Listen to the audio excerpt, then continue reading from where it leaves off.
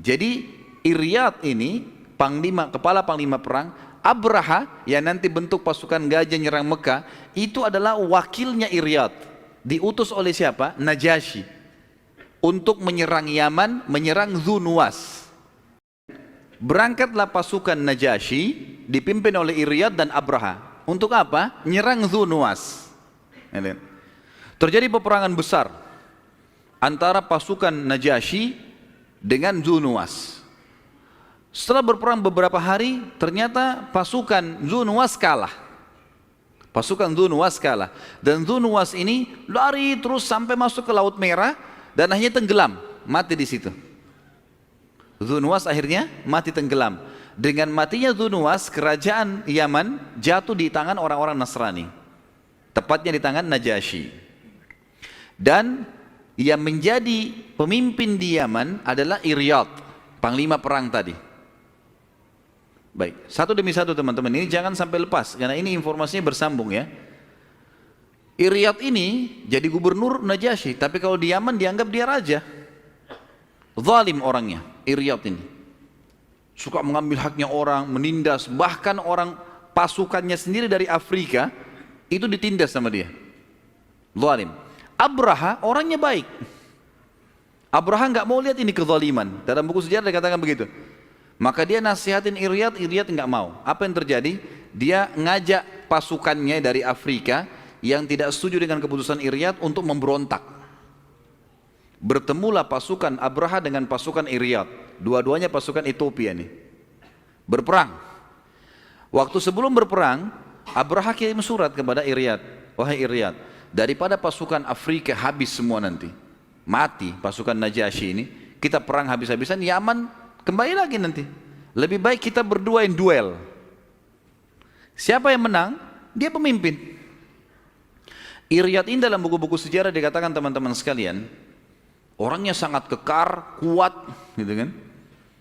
Kemudian dia tahu Abraha, kapasitasnya Abraha, keterampilan perangnya di bawah dia. Ya seperti orang kalau ahli bela diri, mungkin ini sudah sabuk hitam, ini masih sabuk merah tuh. Baiklah, saya terima tantangannya, kata Iryad. Duel nih dua orang. Duel, sampai akhirnya Abraha sempat dipotong hidungnya oleh Iryad. Orang yang hidungnya terpotong dalam bahasa Arab namanya Ashram. Ashram. Makanya Abraha itu punya julukan Abrahal Ashram. Waktu dia nyerang Ka'bah, diberi julukan Abraha Ashram. Karena hidungnya tidak ada terpotong. Yang potong si Iryad. Karena terpotong hidungnya dari duel tadi, darah pada ngucur, jatuh dia kan. Iryad pikir sudah menang. Iryad ini ngangkat-ngangkat semangat balik ke arah pasukannya. Ternyata melihat kejadian tersebut, Abraha dalam kondisi memang dia juga mengucur darah, dia sakit, tapi dia ada kesempatan. Dia berdiri, Iryad ditusuk dari belakang. Matilah si Iryad. Waktu mati Iryad, otomatis kekuasaan Yaman dikuasai oleh siapa? Abraha.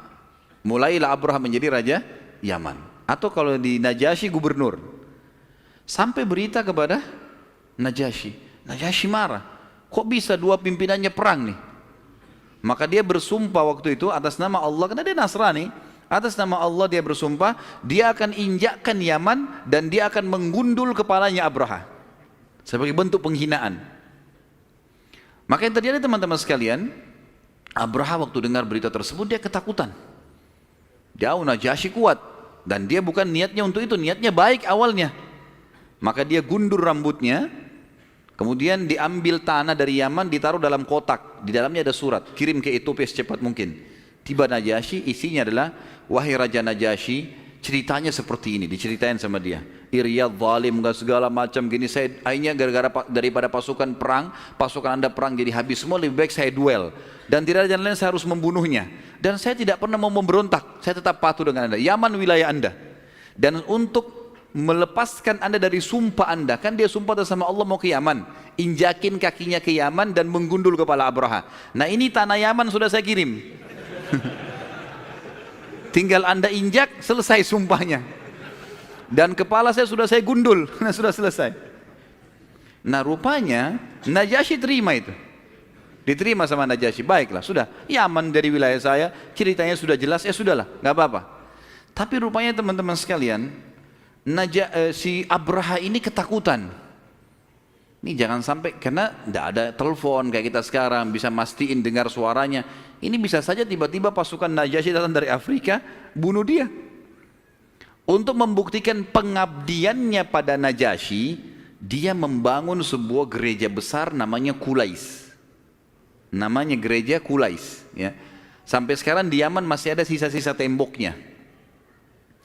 Gereja Qulais ini dia bangun untuk menyenangkan Najasyi. Kalau dia betul-betul tetap mau tunduk dengan Najasyi.